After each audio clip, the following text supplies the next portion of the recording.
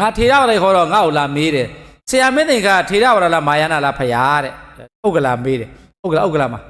ဥမြေတို့အိမ်မှာငါပြောတယ်မင်းသိင်ကထေရဝါဒအစ်စ်ဘာဆရာတော်လဲတဲ့ဟိုဟာတွေရေရတွေချေဓာတ်တွေလို့နတ်တွေလို့တဲ့မယန်တလင်းဘာညာဟိုဘလို့ထမင်းစားမယ်ညာအဲ့လိုပြောတာပဲဆရာတော်ကလဲတဲ့ဘေးရင်ဟောလို့ရှိရင်ဒေါ်မြအေးတပြေညွန့်ဗနညွန့်ဘာလို့အဲ့ဒါတွေရတဲ့ရေရချေတဲ့ထေရဝါဒနဲ့ပတ်သက်လာအေးအဲ့ဒါတွေအကုန်လုံးလုပ်ပြီးအောက်လေးမှာဘာရေးလဲအောက်ဆုံးလေးမှာဘာရေးလဲသဗ္ဗေတ္တာ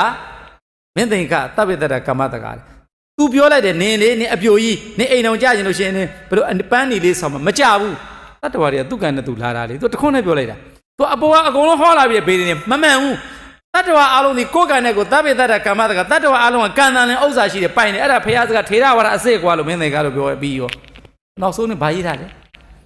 ရေရတွေအကုန်ချေးတယ်ပေးပြီးလိုက်ပေးဘာလေးရေးလဲသူကသဗ္ဗေတ္တာကမ္မတကာမင်းသိင်္ခတယ်သူပြောတယ်ရှင်းရှင်းလေးကျွန်တော်ဘေးရင်တော့ဟောခဲ့ပြီးပြီအဲ့ဒီဘေးရင်တိုင်းဘယ်လူကြီးကသမရဖြစ်မဖြစ်ဘူးသဗ္ဗေတ္တာကမ္မတကာဥက္ကဋ္ဌနာလေးမြန်နေရမယ်မရဘူးသဗ္ဗေတ္တာကမ္မတကာ